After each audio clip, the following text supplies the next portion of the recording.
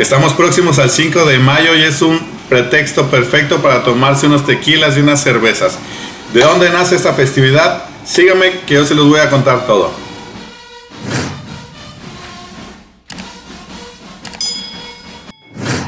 Hola, ¿qué tal? Bienvenidos una vez más a mi canal. Mi nombre es Sergio. En este canal hablo acerca de diferentes temas de cocina, también como del ámbito restaurantero, equipo de cocina, recetas de preparación. Y hoy en específico les voy a hablar acerca de una fecha que se celebra en Estados Unidos, pero que tiene que ver mucho con México. ¿Qué es esta fecha? El 5 de mayo. Así es que si a ustedes les interesa saber por qué se celebra el 5 de mayo tan fervientemente en Estados Unidos, aquí les voy a contar. Acompáñame. Entrando de lleno al tema, les voy a comentar que el 5 de mayo es un día feriado en México. Esto significa que no hay clases, no se trabaja en los bancos y en algunas oficinas. Y lo curioso es que el día feriado es para todo el país, pero solamente se celebra en un solo estado, que es el estado de Puebla.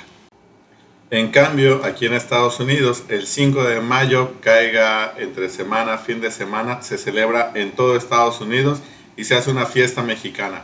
Muchas veces se confunde la independencia de México con el 5 de mayo.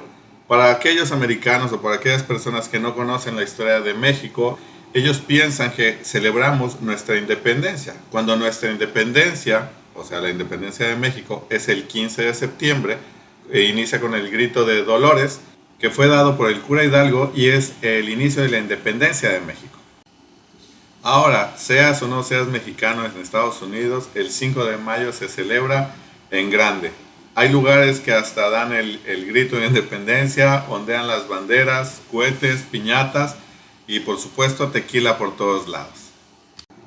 La historia del 5 de mayo comienza hace muchos años en México, donde había una guerra interna entre los conservadores y los liberales. Estos últimos, los liberales, liderados por Benito Juárez, logran ganar la batalla y toman el control de México. Cuando esto pasa y Benito Juárez entra como presidente de la República, se da cuenta que el país cae en pobreza, estaba muy pobre y el 70% de todas las ganancias que obtenían de recursos para dedicar al pueblo venía solamente de dos rubros. El primero era el impuesto a las aduanas y el segundo era el impuesto que estaba dado para la producción de plata. Y el 70% de esos ingresos se iba al pago de la deuda externa.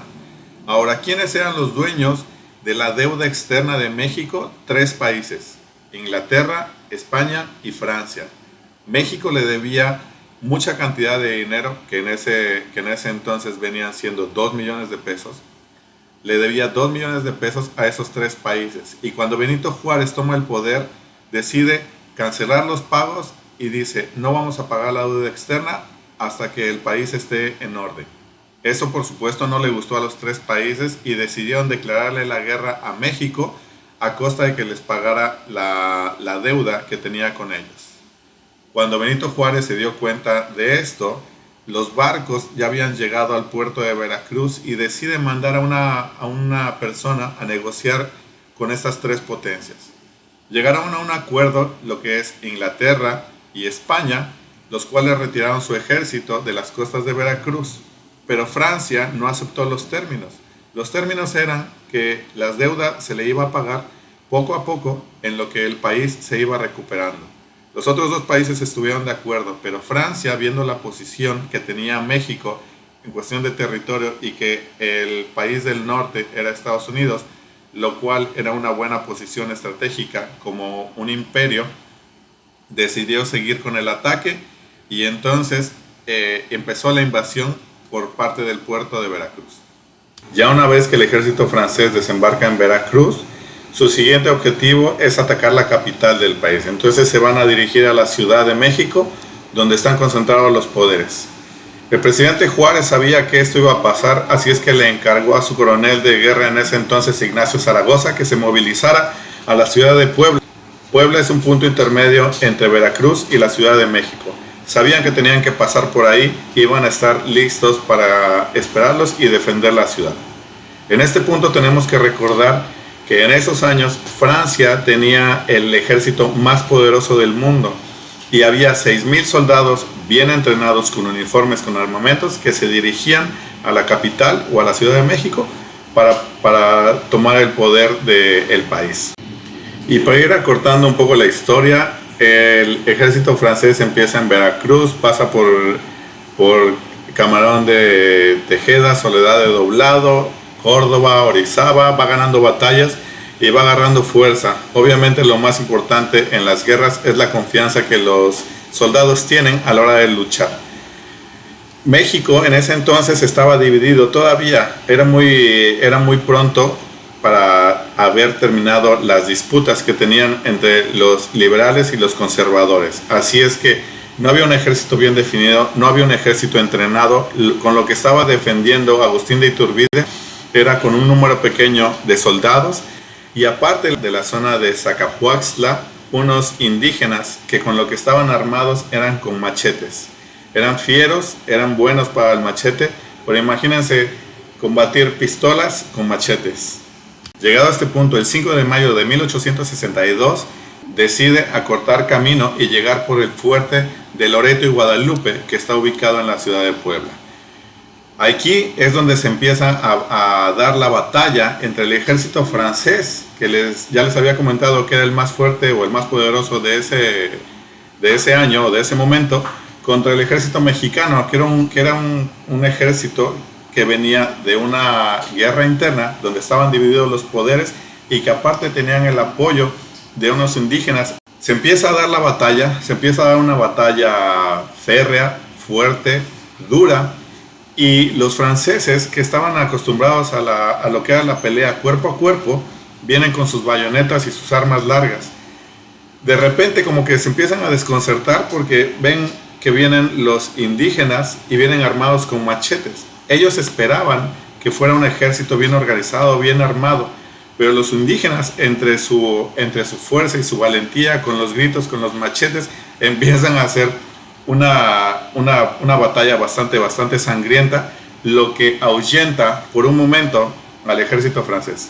Ese día, el 5 de mayo, volvieron a intentar y volvieron a intentar y volvieron a intentar hasta que llegaron a lo que son las paredes o los muros del fuerte de Loreto y trataron de subir. Como al ejército mexicano se le acababan las opciones y no estaban bien preparados, las balas de cañón las empezaron a aventar. En lugar de dispararlas con los cañones, las empezaron a aventar desde la parte de arriba como proyectiles que obviamente le caían en la cabeza a los soldados y también rompían las escaleras. Ese día para el ejército francés le fue imposible seguir avanzando hacia la Ciudad de México y decidieron emprender la retirada de vuelta al puerto de Veracruz, y es ahí donde el general Ignacio Zaragoza se adjudica el triunfo de la batalla, y es ahí donde todos los poblanos, toda la gente orgullosa de haber defendido la nación, toma como fecha importante el 5 de mayo. Por eso se le llama la Batalla de Puebla.